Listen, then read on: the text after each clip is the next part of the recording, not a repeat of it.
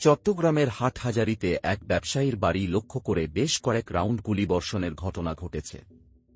বুধবার দুপুরে উপজেলার মেখল ইউনিয়নের উত্তর মেখল গ্রামের ইটভাটা ও আবাসন নির্মাণ প্রতিষ্ঠানের মালিক মোহাম্মদ জাহাঙ্গীর আলমের বাড়িতে হামলার এ ঘটনা ঘটে।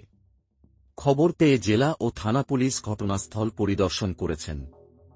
চাঁদা না পেয়ে অস্ত্রধারী সন্ত্রাসীরা এ ঘটনা ঘটিয়েছে বলে ভুক্তভোগী ব্যবসায়ী পুলিশকে জানিয়েছেন। প্রত্যক্ষদর্শী কয়েকজন জানান, দুটি মোটরসাইকেল নিয়ে অজ্ঞাতনামা মুখোশ পরিহিত ৬ জন যুবক বেলা 11:15টার দিকে জাহাঙ্গীর আলমের বাড়ির সামনে আসে। এরপর ৪ জন বাড়ির বাউন্ডারির ভেতরে প্রবেশ করে বাড়ি লক্ষ্য করে পিস্তল দিয়ে কয়েক রাউন্ড গুলি ছুড়ে দ্রুত স্থান ত্যাগ করে। ভবনের নিচ থেকে ৯টি গুলির খোসা উদ্ধার করা হয়েছে। ঘটনার সময় বাড়ি তালাবদ্ধ ছিল এবং কোনো লোকজন ছিল না, তাই কেউ হতা হননি। বাড়ির বাসিন্দারা চট্টগ্রাম নগরীর বাসায় থাকেন। গুলিবর্ষণের ঘটনার একটি ভিডিও ফেসবুকে ভাইরাল হয়েছে।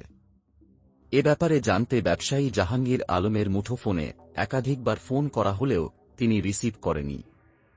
তবে হাটহাজারী সার্কেলের সহকারী পুলিশ সুপার এসপি কাজী তারেক আজিজ গণমাধ্যম কর্মীদের বলেন, ঘটনার পরপর আমরা ঘটনাস্থল পরিদর্শন করেছি। ওই ব্যবসায়ীর বরাত দিয়ে তিনি বলেন, ১৫ দিন আগে হোয়াটসঅ্যাপের একটি নম্বর থেকে ওই ব্যবসায়ীকে কল করে ৫০ লাখ টাকা চাঁদা চাওয়া হয়েছিল। তবে বিষয়টি পুলিশকে জানাননি ব্যবসায়ী। তিনি মনে করেন চাঁদা না দেওয়ায় সন্ত্রাসীরা তার বাড়িতে গুলি করেছে। তারেক আজিজ বলেন, পুলিশ সন্ত্রাসীদের শনাক্ত করে গ্রেপ্তারের চেষ্টা চালাচ্ছে। ব্যবসায়ীকে মামলা করতে বলা হয়েছে।